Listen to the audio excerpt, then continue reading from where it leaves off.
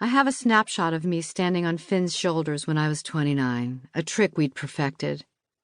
I would sprint toward him and work up enough steam to climb his back to his shoulders. I looked triumphant and not a little surprised to have done this. It was unlikely I would ever stand on a man's shoulders, having been neither a cheerleader nor a gymnast, and I am not physically daring, a deficiency. I was unhappy that day on a Maine beach 15 years ago, but you'd never know it from the 4x6 glossy. Finn and I broke up that afternoon. In the photo I am looking at now, you can read my mind. I am depressed. I'm hunched on a stone bench wearing a black quilted jacket, not flattering. There I am looking like winter on a June day. Behind me in the distance lies the little port, dotted with sailboats and small yachts, one of Siracusa's few sweet spots. My hair, always a tumble, is messy in a way that suggests I hadn't bothered with it. My eyes are hidden behind sunglasses. This seems intentional. I was confronting the camera, my face turned toward it but flat. I had neither the inclination nor the energy to strike a pose. Who took the picture? I can't remember. Events that day are muddy. Suppressed? It's been a year and some of us no longer speak. Not the ones that you would expect, or maybe you would. I didn't. Since the photo is on my cell, odds are Michael is the photographer, although possibly not because I am centered in the photo. The subjects in Michael's shots are frequently missing the tops of their heads or their arms. Snow should never have been on the vacation at all. It was a grown-ups trip, but Taylor never went anywhere without her, so Finn said. Although you never know in a marriage who is responsible for what, do you? Husbands and wives collaborate, hiding even from themselves who is calling the shots and who is along for the ride. She was 10 years old and a mystery, Finn and Taylor's daughter. She is brilliant, said Taylor, but in England the year before Snow had spoken rarely and then softly. Her mother had ordered for her. The waiter would look at Snow, studying the menu, clearly intelligent, and Taylor would speak. Snow often read straight through a meal, the iPad on her lap. When I asked her a direct question, she looked to her mother. Anxious, I'd thought. For rescue. You prefer milk chocolate, don't you? Said Taylor. You loved that movie, Pitch Perfect. Didn't we see it 3 times? For Michael and me, Snow was wallpaper. I've barely begun, and undoubtedly with that remark I've turned you against me. I'm like that, unpleasantly blunt. Some people like it, some hate it. I tend not to worry. Finn would be horrified to hear that even if he were not Snow's father, but not Michael because he's a writer.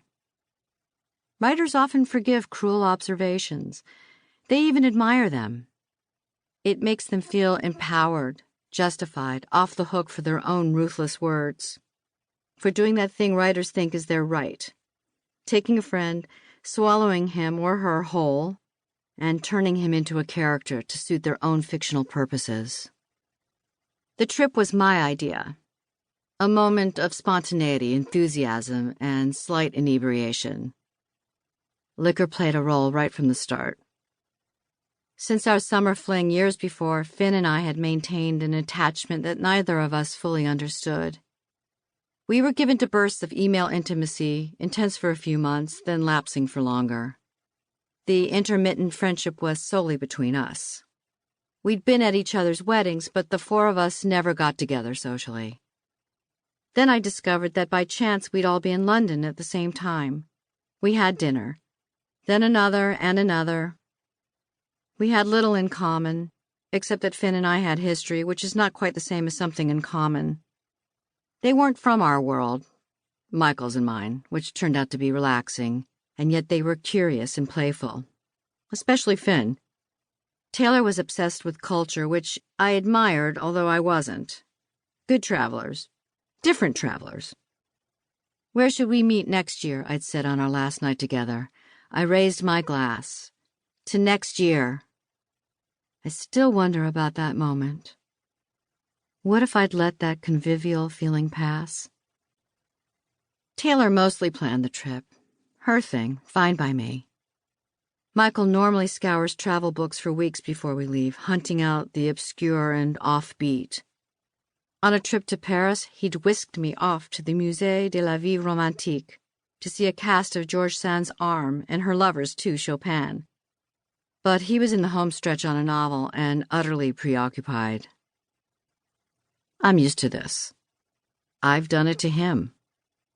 I haven't written a novel, nothing major like that, but I write too, mostly articles for magazines and websites.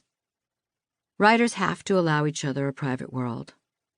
Finishing is always more compelling than anything else, than anything real.